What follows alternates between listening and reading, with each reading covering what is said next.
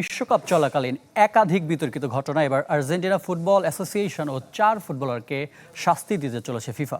সংস্থার ডিসিপ্লিনারি কমিটির প্রাথমিক অনুসন্ধানে দোষ প্রমাণিত হয়, আত্মপক্ষ সমর্থনের সুযোগ দেওয়া হয়েছে সবাইকে।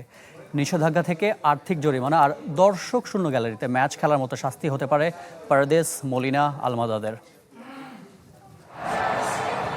সবশেষ বিশ্বকাপে আর্জেন্টিনার বিশ্বসেরার মুকুট যেমন হাতছাড়া হয়েছে, তেমনি সঙ্গী হয়েছে একাধিক বিতর্ক।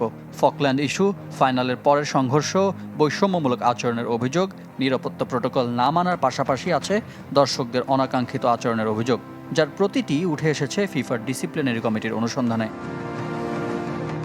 4 ফুটবলারের বিরুদ্ধে অভিযোগ ডিসিপ্লিনারি কমিটির, যেখানে আছেন আর্জেন্টিনার 3 ও স্পেনের 1 জন। সবচেয়ে বেশি 3 অভিযোগের সাথে জড়িয়ে লিয়ান্দ্রো পারাদেসের নাম।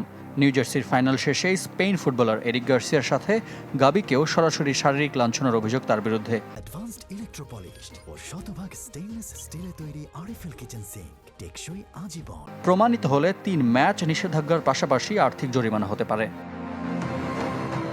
তালিকার দ্বিতীয় নাম আরেক আলবি সেলেস্তে ফুটবলার নাহুয়েল মলিনার। সরাসরি হাতাহাতিতে জড়ানোর পাশাপাশি যার বিরুদ্ধে অখেলোয়াড় সুলভ আচরণের কথা জানিয়েছে ফিফা। প্রমাণিত হলে 1 থেকে 2 ম্যাচ নিষিদ্ধ হবেন।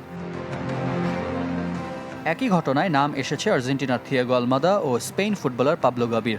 ঘটনায় জড়িয়ে সমালোচিত হয়েছেন আর্জেন্টিনার সহকারী কোচ রবার্তো আয়ালা। অনুসন্ধানে এসেছে তারও নাম। ফিফা কোড অনুযায়ী অপরাধ প্রমাণিত হলে 1 ম্যাচ নিষেধাজ্ঞা বা আর্থিক জরিমানার মুখে পড়বেন। তবে সবচেয়ে বড় শাস্তির ঝুঁকিতে আর্জেন্টিনা ফুটবল অ্যাসোসিয়েশন, যাদের ওপর নামতে পারে সাংগঠনিক ও আর্থিক খড়গ। ইংল্যান্ডের বিপক্ষে সেমিফাইনালের পর ফকল্যান্ড বা মালভিনাসকে নিয়ে লেখা ব্যানার হাতে ফটো সেশন করে আলবি সেলেস্তে ফুটবলাররা, যা ছিল সম্পূর্ণ রাজনৈতিক বার্তা।